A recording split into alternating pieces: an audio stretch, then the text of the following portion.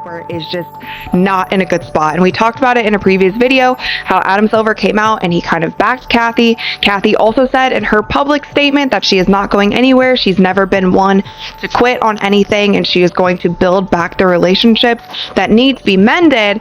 But one of the biggest sticking points seems to be on this The WNBA is officially in panic mode.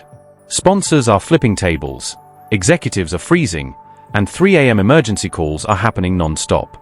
And all of this was triggered by one thing: the Caitlin Clark fallout. Millions of dollars are suddenly at risk. Sponsors want answers. They want accountability. Some even want their money back. This situation didn't just escalate, it exploded. Over the last few months, brands that once proudly backed the WNBA started asking tough questions. Why does the league suddenly feel colder? Why are ratings dipping instead of rising? Why is the momentum going the wrong direction? And every path of confusion kept pointing back to one name. She's done. Honestly, this woman, she just alienated a huge portion of her fan base. You should see, I tweeted about this, and my Twitter feed is littered with people saying, I'm done with her. Sponsors saw it all. The backlash, the narrative fights, the strange treatment on and off the court, the tension, the controversies. Where there should have been celebration, they saw drama. Where there should have been unity, they saw division. Slowly, quietly, sponsors started stepping back. Then came the breaking point. A major sponsor made a single call: we need to reconsider our investment. Instantly, like dominoes, others followed, requesting meetings, demanding transparency, asking for numbers, requiring guarantees. And then came the word that froze the entire league: refund. Millions potentially going back out the door. Millions the WNBA cannot afford to lose. Executives panicked. Adam Silver reportedly had to make calls no commissioner wants to make. Kathy Engelbert tried calming fires while the flames kept rising. This was no longer a PR issue. It became a financial crisis happening in real time. At the start of the season, everyone said, a rising tide lifts all boats. Meaning, if the league grows, everyone benefits. But instead of unity, some players fought the momentum. Some didn't want Caitlin getting too much attention. Some claimed she gets special treatment. Some fouled her off-ball just to send a message. Some even cheered when she got thrown to the ground. And sponsors watched all of this. It didn't show growth. It showed insecurity. And here's the truth: it wasn't all players.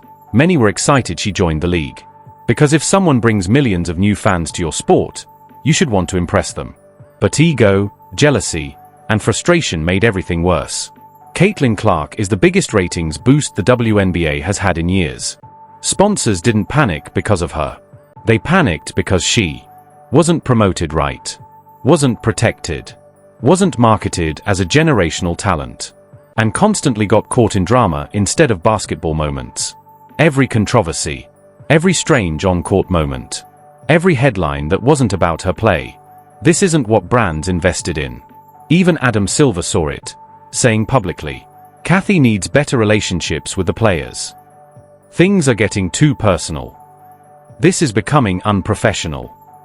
Then came the Team USA controversy. Roster confusion. More questions.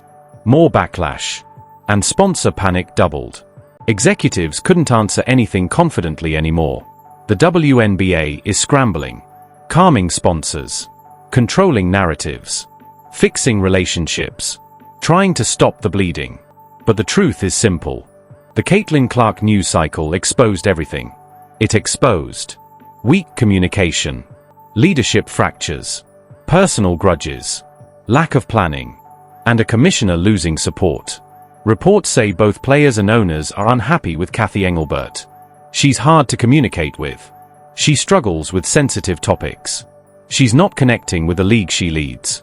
When players and owners lose confidence, your job is hanging by a thread. Sponsors are now sending one clear message: fix this, or we're gone. And some added, if we leave, we want our money back. That is not a warning. That is a financial threat. The WNBA is standing on a cliff. Millions at stake. Reputation on the line. Future stability in danger. Stars frustrated. Executives overwhelmed. And all of it ties back to one truth. When you mishandle your biggest star, you risk the entire league. This story isn't slowing down. It isn't cooling off. It isn't fading. The meltdown is still unfolding. The panic is still growing. Sponsors are still watching. And unless the WNBA fixes this fast, this crisis could become the biggest turning point in the league's history.